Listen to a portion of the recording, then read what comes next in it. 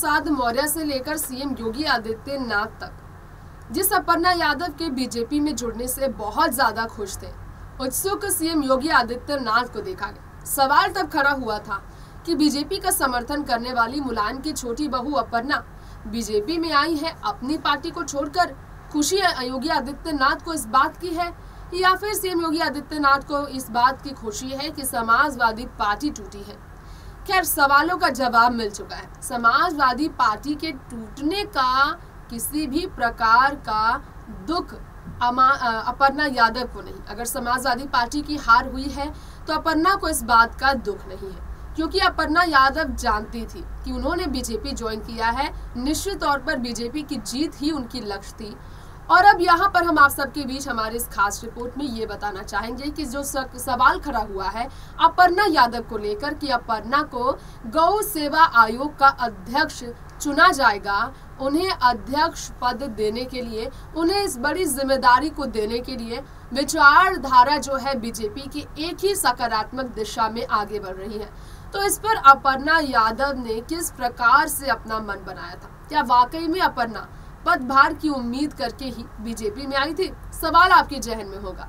आज मैं आप सबकी होस्ट तृप्ति आपको इस सवाल का भी जवाब दूंगी क्लियर तरीके से कि अपर्णा को फिलहाल बीजेपी से ये एक्सपेक्टेशंस नहीं है कि बीजेपी उन्हें गौ सेवा आयोग का अध्यक्ष बनाए।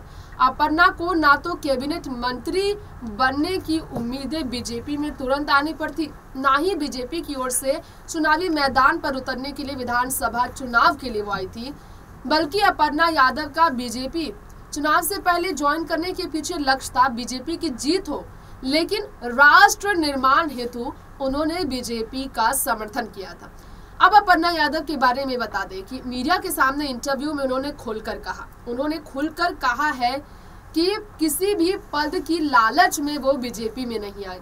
राष्ट्र निर्माण के लक्ष्य को पूरा करने के लिए बीजेपी की सहायक सदस्य बनने के लिए वो बीजेपी से जुड़ी थी। तो राष्ट्र निर्माण से आप इशारा समझ सकते हैं। निश्चित तौर पर अपर्णा यादव का कहना था कि 2024 में लोकसभा चुनाव है और राष्ट्र निर्माण के लिए बीजेपी का सेंट्रल में होना सबसे ज्यादा जरूरी है। तो बीजेपी को सेंट्रल में लाने के लिए हर राज्य में बीजेपी का दबदबा जरूरी है। और यूपी राज्य से शुरुआत अगर की जाए, क्योंकि यूपी में 403 विधानसभा सीटें हैं, तो वहां बीजेपी की जीत से लक्ष्य लोकसभा चुनाव में बीजेपी के लिए ज्यादा मुमकिन हो पाएगी। इसलिए अपर्णा ने विधानसभा चुनाव से पहले बीजेपी का समर्थन किया था। अब आप सबको क्लियर हो चुका होगा। शिवपाल सिंह यादव जो कि डिप्टी स्पीकर बनने को लेकर बीजेपी का समर्थन करने को लेकर चर्चा में है, उनकी तरह अपर्णा यादव की चॉइस समाजवादी पार्टी से हटकर बीजेपी से कोई पद की बिल्कुल भी नहीं है। फिलहाल लेंगे आपसे इजाजत। देखते रहे तमाम बाकी खबरें नेक्स्ट 9 न्यूज के साथ। नमस्कार।